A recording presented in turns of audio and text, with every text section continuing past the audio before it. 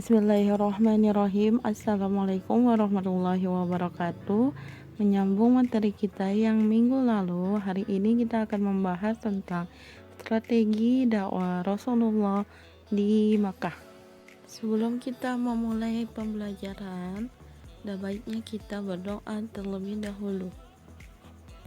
Bismillahirrahmanirrahim. Raditu billahi rabba wa bil islami dina wa bi muhammadin nabiyya wa rasula rabbi zidni ilman warzuqni fahma. Amin.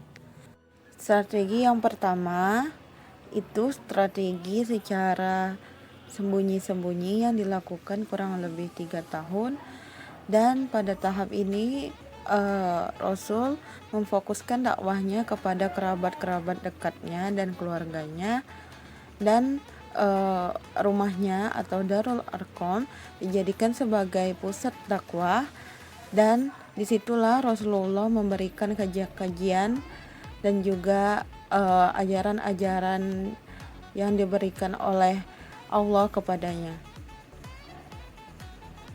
Orang-orang pertama yang masuk Islam atau dikenal dengan as-sabiqunal awwalun yaitu Siti Khadijah, istri Nabi, ada Ali bin Abi Thalib, adik sepupu Nabi, Zaid bin Jarijah, pembantu yang diangkat menjadi anak Nabi, Abu Bakar Siddiq, sahabat Nabi, Utsman bin Affan, Zubair bin Awam, Sa'id bin Abi Waqqas, Abdurrahman bin Auf, Talha bin Ubaidillah, Abu Ubaidillah bin Jarrah, Fatimah bin Khattab dan suaminya, lalu juga Arkam bin Abil Arqam.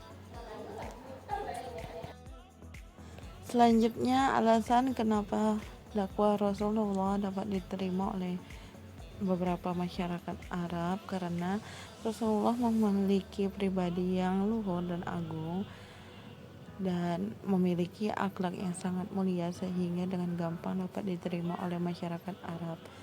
Selanjutnya, ajaran Islam itu rasional, logis, dan universal, menghargai hak-hak asasi manusia, berikan hak sama keadilan, dan juga kepastian hidup setelah mati.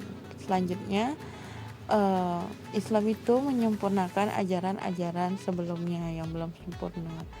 Selanjutnya, kesadaran akan tradisi dan kebiasaan lama yang begitu jauh dari nilai-nilai ketuhanan dan nilai-nilai kemanusiaan. Nah, jadi kesadaran masyarakat Arab ini akan nilai-nilai yang sebelumnya itu tidak sangat manusiawi.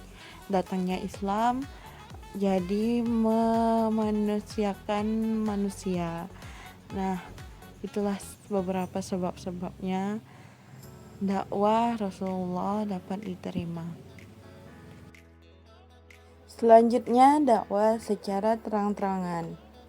Setelah Rasulullah mendapatkan pengikut dan juga dukungan dari masyarakat Arab di Mekah, Rasul melanjutkan dakwahnya secara terang-terangan di tempat terbuka untuk menyembah Allah dan mengesahkannya. Rasulullah berdiri di atas bukit Syafa memanggil kaum Quraisy hingga orang-orang pun mengerumuninya. Seiring dengan berjalannya dakwah, turun pula wahyu Allah agar Rasulullah melakukan secara terang-terangan dakwahnya. Mengenai hal tersebut, Allah berfirman, Quran Surah Al-Hijr ayat 94 yang artinya, maka sampaikanlah Muhammad secara terang-terangan segala apa yang diperintahkan kepadamu, dan berpalinglah dari orang-orang yang musyrik. Selanjutnya, reaksi kafir Quraisy terhadap dakwah Rasulullah.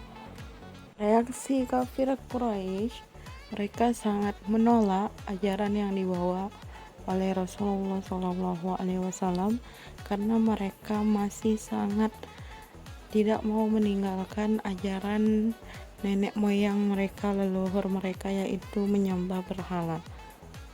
Berbagai upaya mereka lakukan untuk menghancurkan ajaran yang dibawa Rasulullah.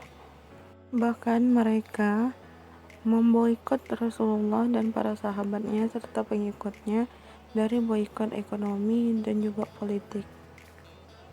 Perilaku yang dapat kita teladani dari perjuangan dakwah Rasulullah itu pertama memiliki sikap tangguh. Lihatlah bagaimana tangguhnya Rasulullah dalam memperjuangkan Islam. Jadi kita juga harus memiliki sikap tangguh seperti Rasulullah Shallallahu Alaihi Wasallam. Seperti apa sikap tangguh tersebut? Seperti menggunakan waktu luang untuk belajar dengan sungguh-sungguh agar mendapatkan prestasi yang tinggi, lalu secara terus-menerus mencoba sesuatu yang belum dapat dikerjakan sampai ditemukan solusi untuk mengatasinya. Lalu bisa juga melaksanakan segala peraturan di sekolah sebagai bentuk pengamalan, sikap disiplin dan tanggung jawab. Selanjutnya, sikap memiliki jiwa berkorban. Lihatlah bagaimana Rasulullah SAW berkorban banyak demi menyebarkan agama Islam. Beliau rela dimaki-maki oleh kaum Quraisy, namun beliau tetap menyebarkan ajaran Islam. Jadi kita juga harus memiliki jiwa berkorban tersebut. Seperti apa? Misalkan menyisihkan waktu sebaik mungkin untuk kegiatan yang bermanfaat, mendahulukan kepentingan bersama di atas kepentingan pribadi, lalu menyisihkan sebagian harta untuk membantu orang lain yang membutuhkan. Untuk penilaian, silakan Ananda kerjakan latihannya di buku tulis Ananda masing-masing. Usahakan jawabannya jangan melihat punya teman, kerjakan sendiri-sendiri. Sekian dulu materi kita pada hari ini. Jika Ananda ada yang ragu atau tidak tahu, tidak paham, silakan tanya kepada Ibu. Kita akhiri dengan hamdalah, alhamdulillahirabbil alamin. Assalamualaikum warahmatullahi wabarakatuh.